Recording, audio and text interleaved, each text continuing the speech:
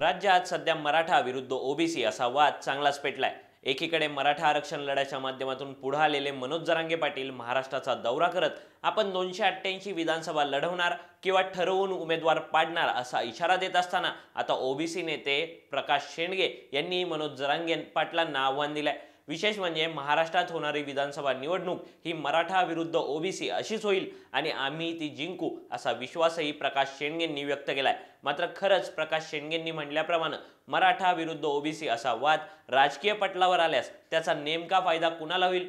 महाराष्ट्रातील सध्या मराठा आणि ओबीसी या दोन्ही घटकांची सामाजिक आणि राजकीय परिस्थिती कशी आहे? सोबतच आगामी विधानसभा निवडणुकीत मराठा विरुद्ध ओबीसी असं मतांचं विभाजन झाल्यास महायुती आणि महाविकास आघाडीपैकी कुणाची ताकद वाढेल याविषयी आपण या व्हिडिओतून सविस्तर जाणून घेऊयात। नमस्कार, मी प्रणव ढमाले, तुम्ही पाहताय फॉर द पीपल न्यूज।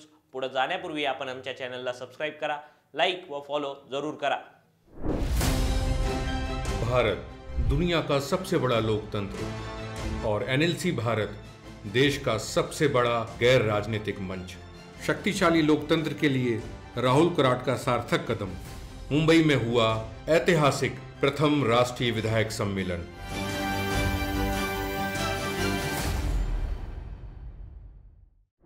राज्यात सुरू असलेला मराठा आणि ओबीसी आरक्षणाचा वाद नेमका काय आहे ते वेगळं सांगायची गरज नाही। नुकत्याच पार पडलेल्या लोकसभा निवडणुकीपूर्वी महाराष्ट्रात मराठा आरक्षणाचा मुद्दा चांगलाच पेटला होता। त्याचा फटका यंदाच्या लोकसभा निवडणुकीत महायुतीला बसल्याचं पाहायला मिळालं। विशेष बाब म्हणजे मराठा आरक्षणाच्या मुद्द्याचा फटका थेटपणे महायुतीला बसला असला तरी या मुद्द्यातून महाराष्ट्रातील 48 जागांपैकी 26 जागांवर मराठा खासदारांनी विजय मिळवलाय। त्यामुळे मनोज जरांगेंच्या माध्यमातून चर्चेत राहिलेल्या मराठा आरक्षणाच्या मुद्द्याचा फटका महायुतीसह ओबीसी नेत्यांनाही बसल्याचं पाहायला मिळालं। अगदी आकडेवारीत सांगायचं तर सध्याच्या महाराष्ट्रातील विद्यमान खासदारांची विभागणी केली तर यामध्ये 26 मराठा खासदार आहेत, 9 ओबीसी, अनुसूचित जातींमधले 6, अनुसूचित जमातींमधील 4 तर खुल्या प्रवर्गातील एकूण 3 विद्यमान खासदार आहेत। महाराष्ट्रातील एकूण 48 पैकी निम्म्याहून अधिक जागांवर सध्या मराठा खासदार निवडून आलेत। त्यामुळेच मनोज जरांगेंच्या आंदोलनामुळे राज्यातील राजकीय परिस्थिती पूर्णपणे बदलली असल्याचं बोलता येतं। लोकसभेत झालेल्या या फेरबदलानंतर मनोज जरांगेंनी पुन्हा एकदा उपोषणाची हाक दिली आणि त्यानंतर महाराष्ट्रातील ओबीसी नेते अधिकच आक्रमक झाल्याचं पाहायला मिळालं।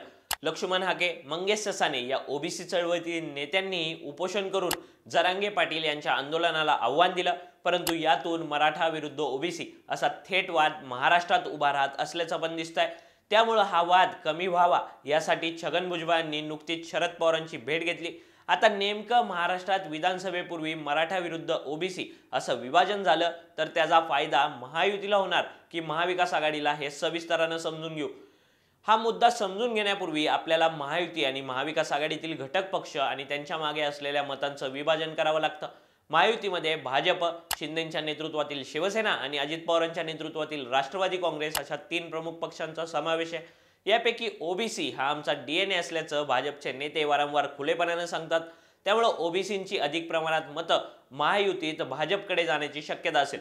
तर दुसरीकडे शिवसेनेचा विचार केला तर महाराष्ट्राचे विद्यमान मुख्यमंत्री आणि शिवसेनेचे प्रमुख नेते एकनाथ शिंदे हे स्वतः मराठा आहेत। शिंदेंनी मनोज जरांगेंच्या आंदोलनातूनही आपली मराठा इमेज अधिक प्रखरतेने प्रोजेक्ट केल्याचं बोललं जातं आणि त्याचाच फायदा त्यांना लोकसभा निवडणुकीत झाल्याचंही सांगण्यात येतं। मराठवाड्यातील सर्वच जागांवर महायुतीला फटका बसला असतानाही शिंदेंनी छत्रपती संभाजीनगरची जागा आपल्याकडे खेचून आणली। त्यामुळे मराठा समाजाची मतं महायुतीत एकनाथ शिंदेंकडे वर्ग होऊ शकतात। तर अजित पवारांच्या राष्ट्रवादीत स्वतः अजित पवार मराठा तर छगन भुजबळ, सुनील तटकरे, धनंजय मुंडे यांच्यासारखे ओबीसी नेते आहेत। त्यामुळे अजित पवार विधानसभेत ओबीसी आणि मराठा या दोन्ही घटकांचा समन्वय साधणारी भूमिका घेऊ शकतात। दुसरीकडे महाविकास आघाडीबाबत बोलायचं झाल्यास शिवसेना उद्धव बाळासाहेब ठाकरे पक्षात अनिल देसाई, अरविंद सावंत, भास्कर जाधवांसारखे मराठा नेते आहेत। त्यांच्या जोरावर उद्धव ठाकरे विधानसभा निवडणुकीत मराठा मतदारांना टार्गेट करू शकतात। दुसरीकडे काँग्रेसकडे प्रदेशाध्यक्ष नाना पटोले, विधानसभेचे विरोधी पक्षनेते विजय वडेट्टीवार यांच्यासारखे ओबीसी नेते आहेत। त्यामुळे ओबीसींची मतं मवियामध्ये काँग्रेसकडे वळण्याची शक्यता अधिक आहे। तर राष्ट्रवादी काँग्रेस शरदचंद्र पवार पक्षाबाबत बोलायचं झाल्यास शरद पवार हे मराठा आणि ओबीसी मतांची सांगड घालू शकतात। नुकत्याच पार पडलेल्या लोकसभा निवडणुकीत शरद पवारांनी अमोल कोल्हेंसारखा जातीनं ओबीसी मात्र मराठा समाजात चांगली ओळख असलेला उमेदवार देऊन विजयाची किमया दाखवून दिली। असाच करिश्मा विधानसभेतही शरद पवार दाखवू शकतात।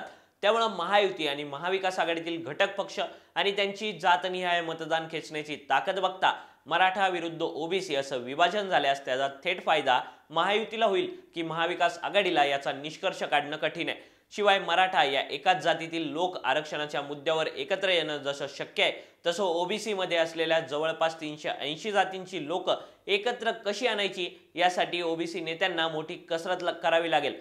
व्हिडिओच्या सुरुवातीला सांगितल्याप्रमाणे प्रकाश शेंडेंनी विजयाचा विश्वास व्यक्त करताना आणखी एक महत्त्वाचं विधान केलं होतं।